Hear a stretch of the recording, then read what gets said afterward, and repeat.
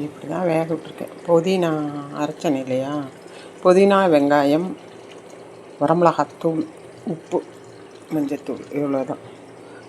5 ஏலக்காய் 5 கிராம்பு போட்டு கொதிச்சுட்டு இடக்கு சுண்டிருச்சு.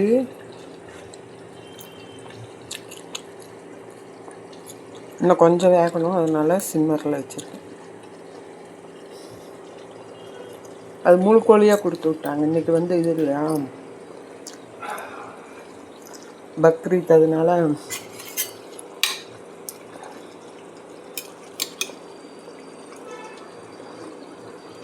முழு கோழி இறக்கி வேக வேக அப்படியே திருப்பி விட்டுக்கிட்டே இருக்கேன். தண்ணி நிறைய ஊற்றிருந்தேன், இப்போ சுண்டிருச்சு.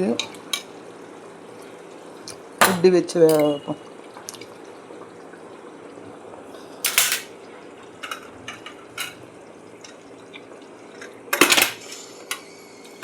சிம்மர்லேயே வேகட்டும்.